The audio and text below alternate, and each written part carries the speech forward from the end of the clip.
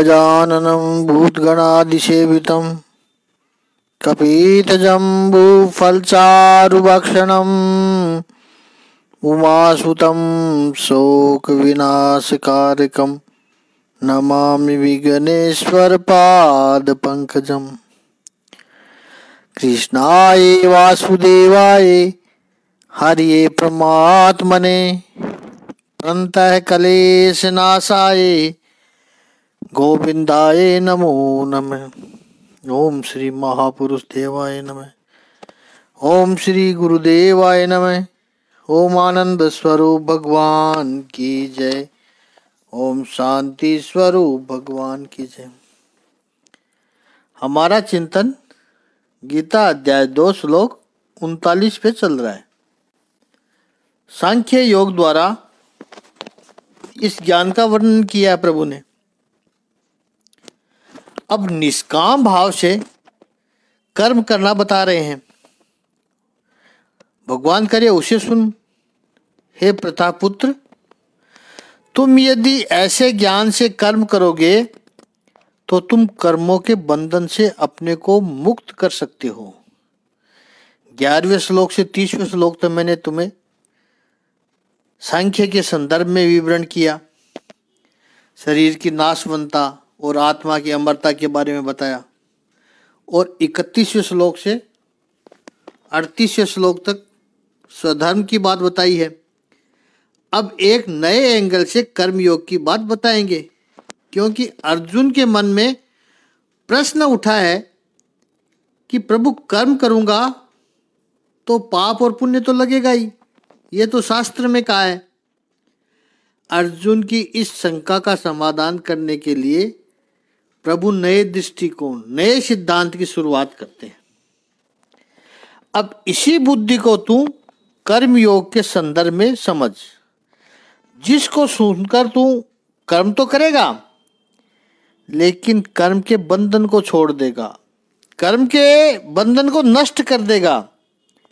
मात्र कर्म बंधन नहीं करता है। कर्म के पीछे हेतु क्या है, कारण क्या है, वो बंधन निर्माण करते हैं। विशेष करके कर्म करके कर्म के फल की अभिलाषा ही बंधन में बांधती है। कर्म बंधन निर्माण नहीं करते हैं।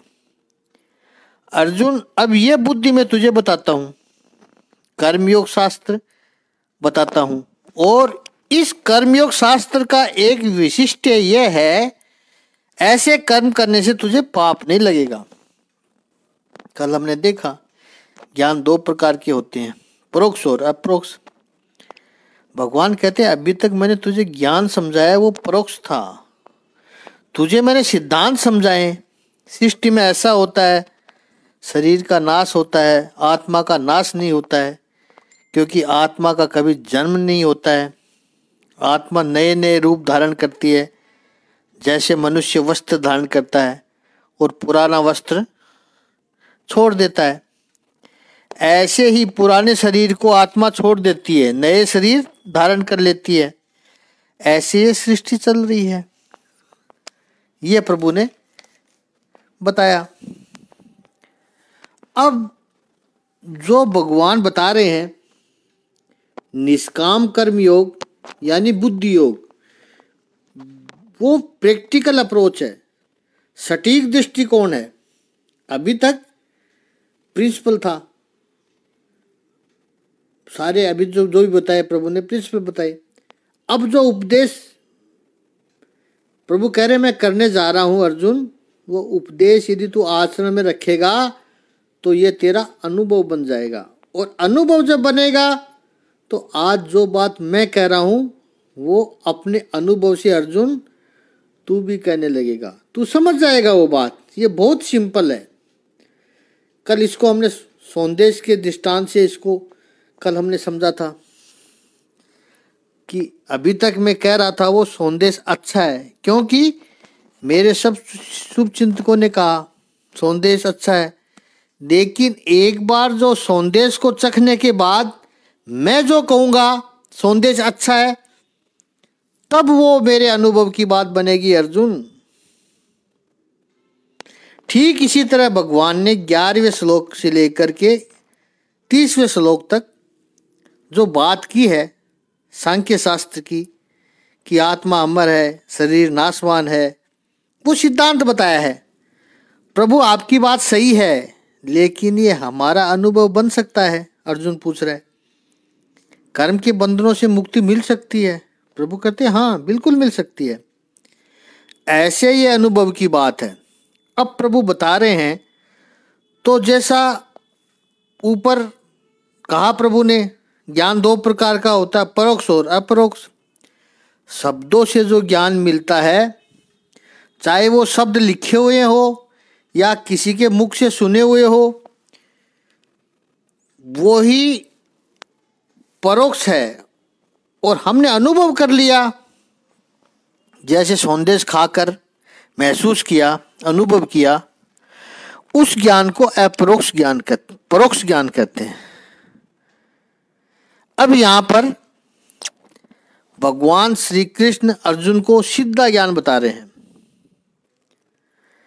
और केवल बता रहे इतना ही नहीं, उस ज्ञान की महिमा भी समझा रहे हैं। ये बुद्धि योग, निष्काम कर्म योग है, उसको अब प्रभु समझा रहे हैं।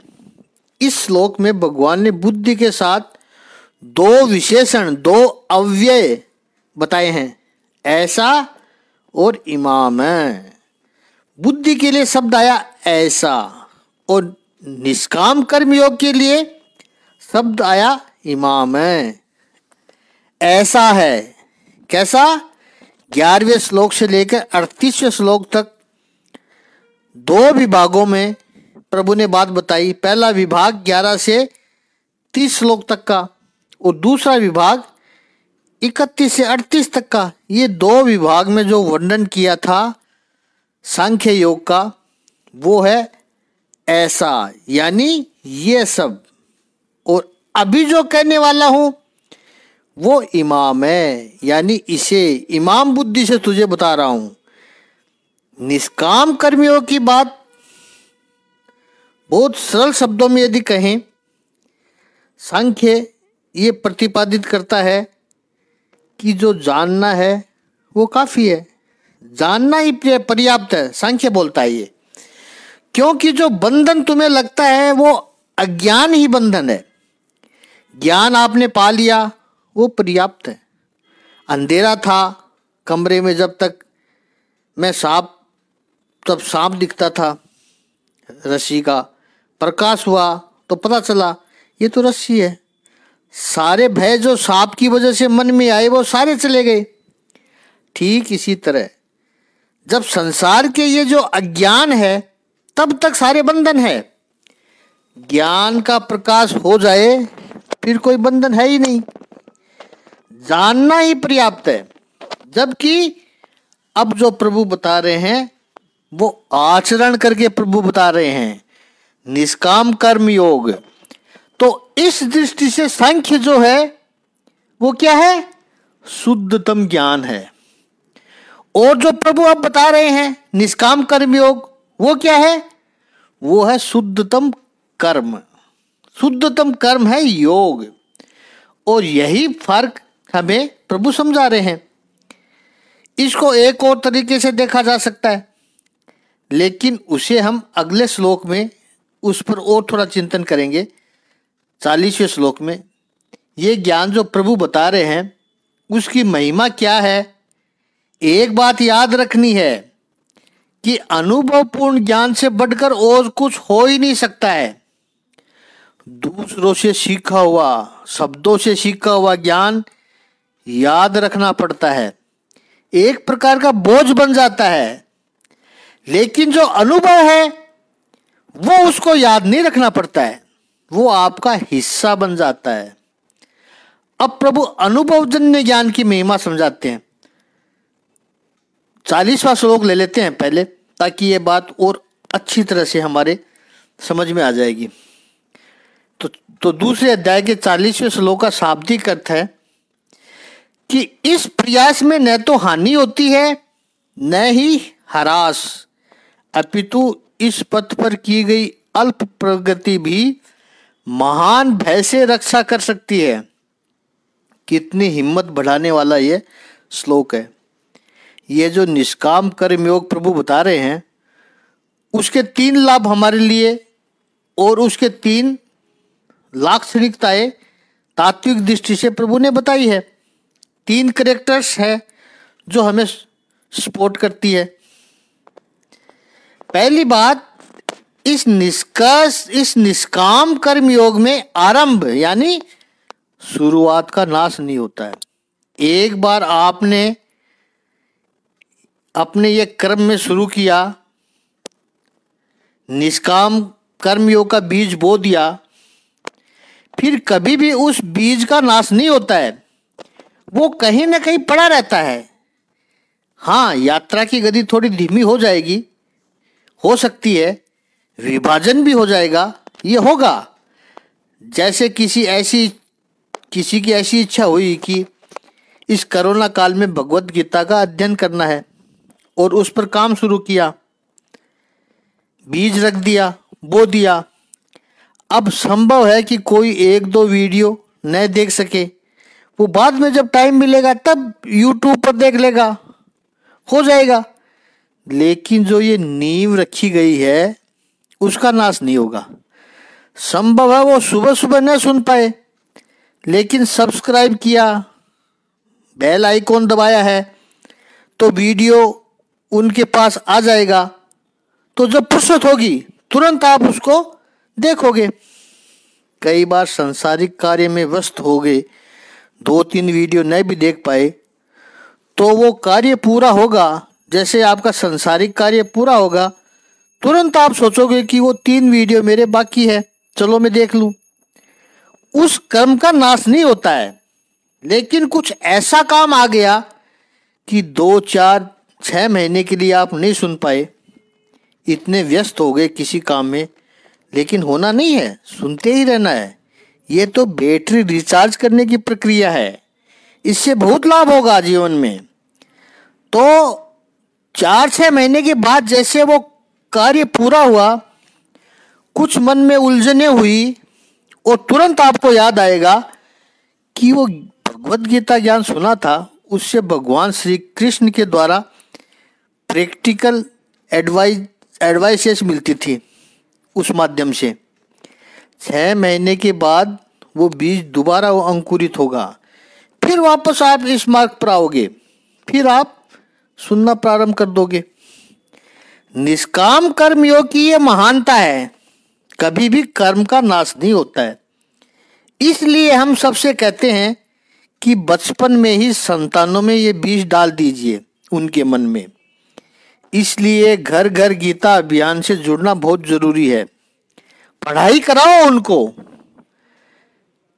आप हीरे के सब पहलू चमकाओ, लेकिन इसके साथ ये भी एक पहलू होना चाहिए, भगवत गीता और हमारे भारतीय शास्त्र, श्रीमद् भागवत, रामायण, इन सब का ज्ञान का बीज उनके छोटी उम्र में ही पड़ जाना चाहिए।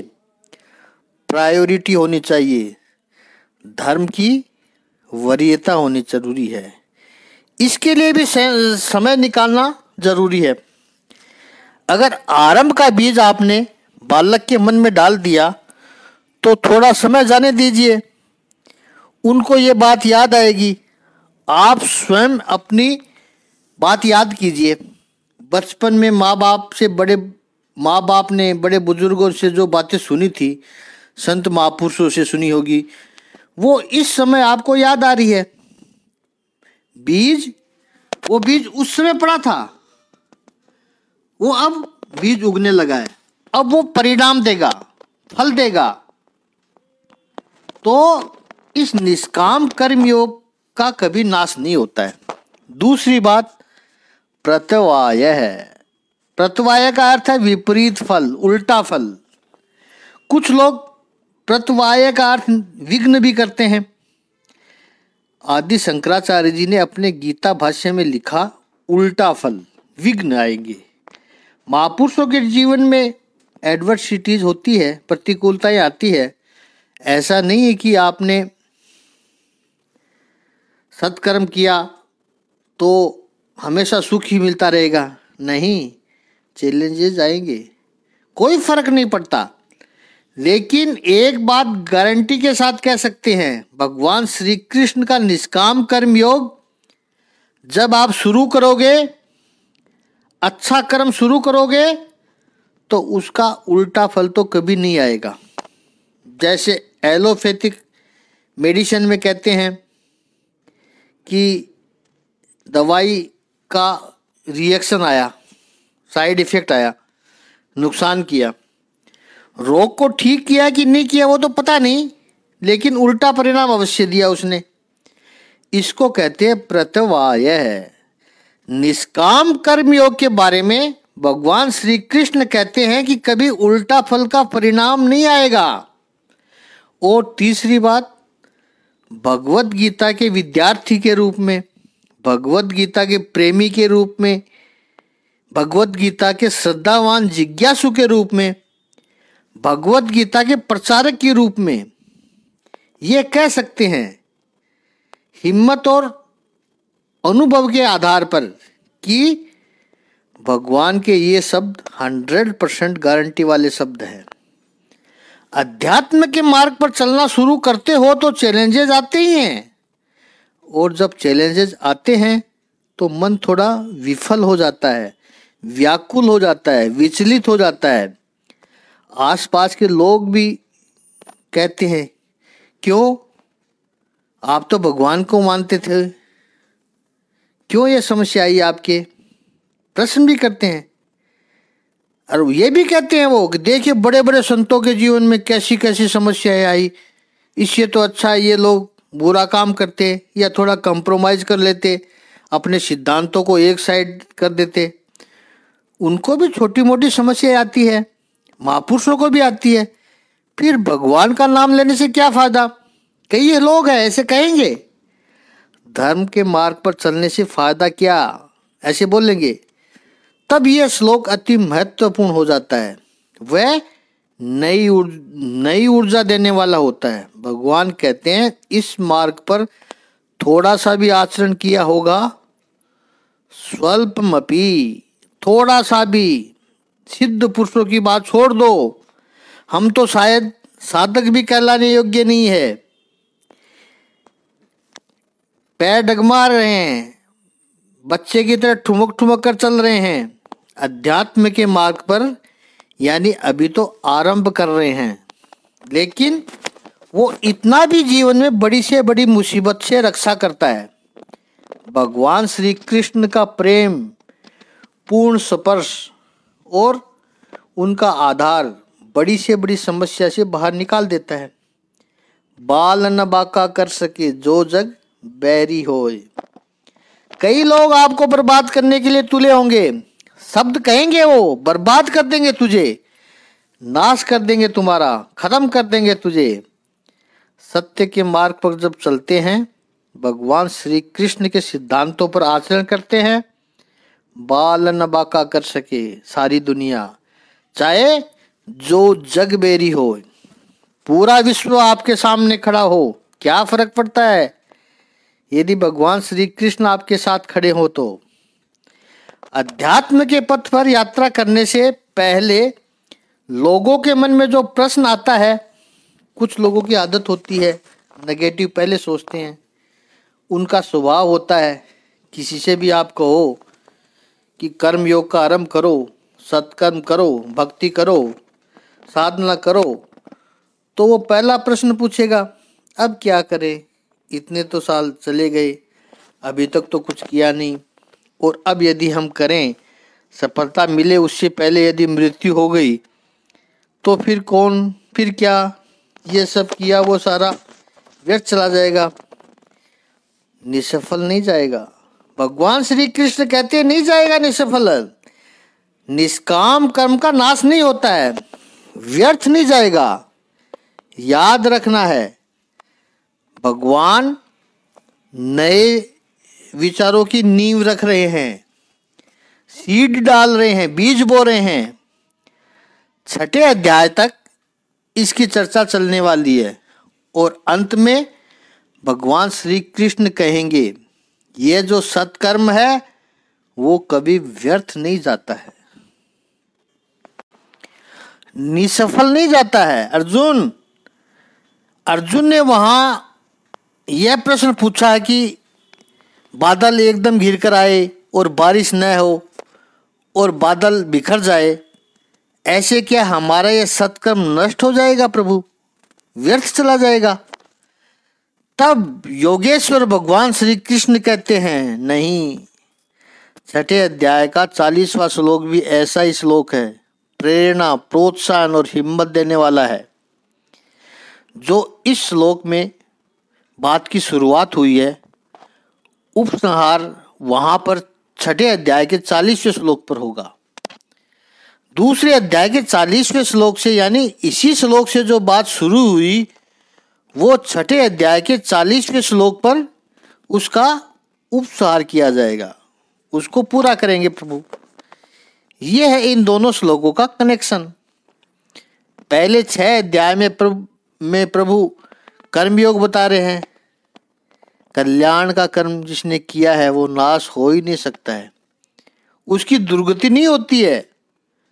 तो पहली बात, आरंभ का नाश नहीं होता है। दूसरी बात, उसका उल्टा फल नहीं मिलता है। और तीसरा, कोई प्रश्न पूछे कि हमने थोड़ा सा कर लिया, उसके बाद न कर पाए तो पूरा नहीं हुआ, किया तो क्या फ़ायदा, पूरा नहीं किया तो फिर क्या होगा, क्या फ़ायदा?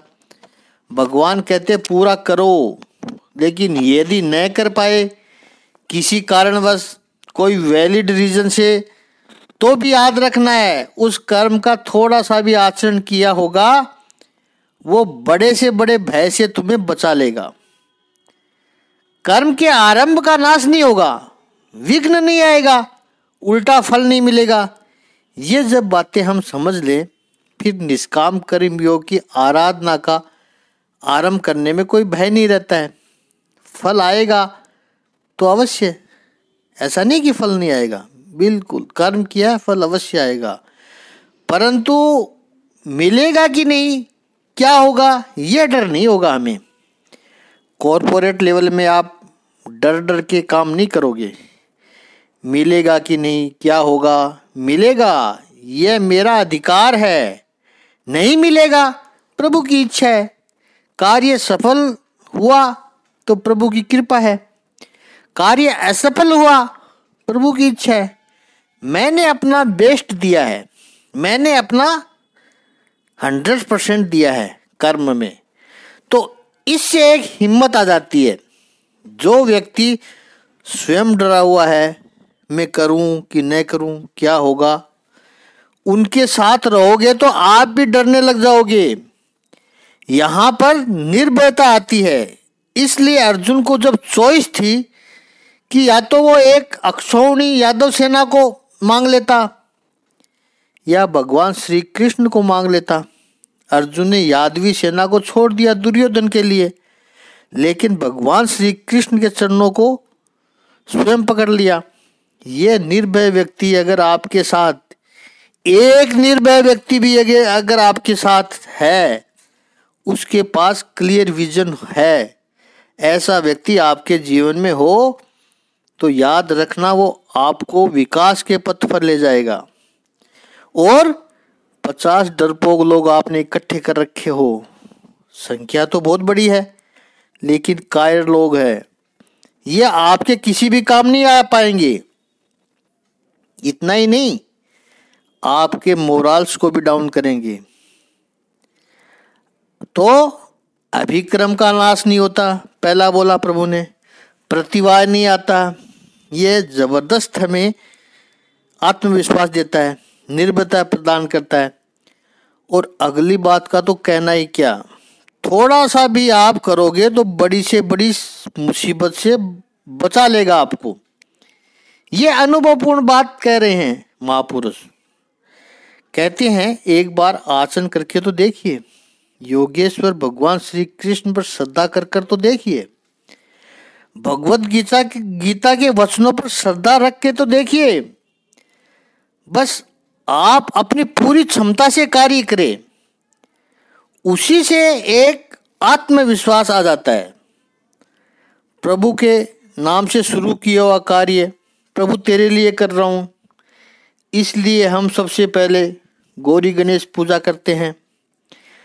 प्रभु कार्य पूरा हो जाए और कोई विघ्न ना आए। दूसरी योग बुद्धि है, वो है कार्य में करता ही नहीं हूँ। ये योग बुद्धि बहुत इम्पोर्टेंट है। ये दूसरी योग बुद्धि क्या है?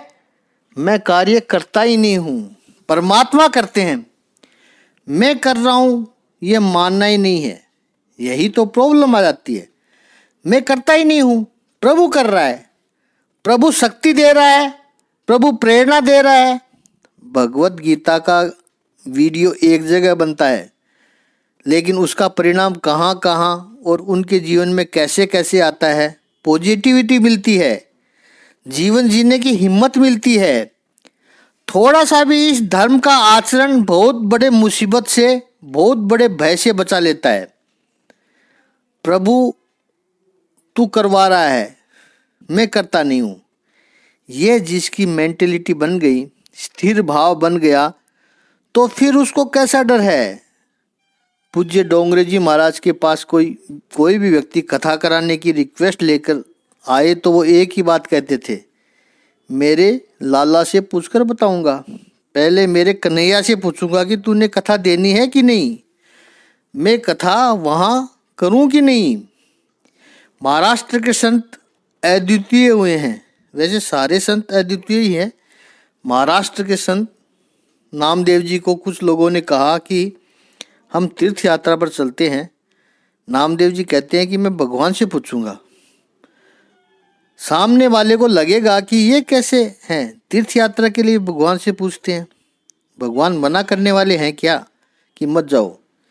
ये लोग नामदेव जी की मनोवृत्ति को समझ नहीं पाते। बात वो नहीं है कि कन्हैया हाँ कहेगा कि ना कहेगा, बात यह है कि मुझे जीवन में जो भी कार्य करने हैं मेरे प्रभु से पूछ कर करने हैं। जैसे कोई संस्कारी पत्नी अपनी किसी सहेली से कहे, या स्कूल में कोई कॉलेज में साथ में पढ़ने वालों का कोई मित्र मिल जाए, या कोई सहेली या उसका पति मिल जाए, वो कहे कि चलो घूमने चलते हैं, डिनर पर चलते हैं। अच्छे लोग हैं, वो अच्छी नीयत से कह रहे हैं, लेकिन वो संस्कारी पत्नी क्या कहेगी, हाँ आपका विचार तो बहुत अच्छा है, लेकिन मैं जरा अपने पति से पूछ लेती हूँ। निमंत्रण दे रहा है वो भी अच्छा है, उसमें कोई बुराई नहीं है, कोई गलत विचार नहीं है उनके मन में उसका। फिर भी वो कहेगी मैं अपने जरा उनसे पूछ लेती हूँ। वो मना भी नहीं करने वाला है। वो अगर किसी कारण से स्वयं नहीं जा पाया तो कहेगा तू चली जा, तुम्हारी सहेली है। इसमें जो माधुर्य है, इसमें एक सौंदर्य है, इसमें एक काव्य है। वो महिला विमेंस लिबरेशन वाले, बात में झंडा उठाने वाले नहीं समझ पाएंगे इस भाव को। वो तो ऐसे होते हैं, वो नहीं समझते इन चीज़ों को। वो तो अलग तरह के इंसान होते हैं, बात में झंडा उठाने वाले होते हैं। एक विमेंस लिबरेशन वाली कन्या का ब्याह हुआ, रिसेप्शन कुछ दोस्तों ने पूछा, आप दोनों स्वतंत्र विचारधारा के लोग हो, आप घूमने कहाँ जा रहे हो, हनीमून के लिए कहाँ जा रहे हो। उस कन्या ने कहा वो नॉर्थ में जाएंगे और मैं साउथ में जाऊंगी। दोस्तों ने पूछा ऐसा क्यों?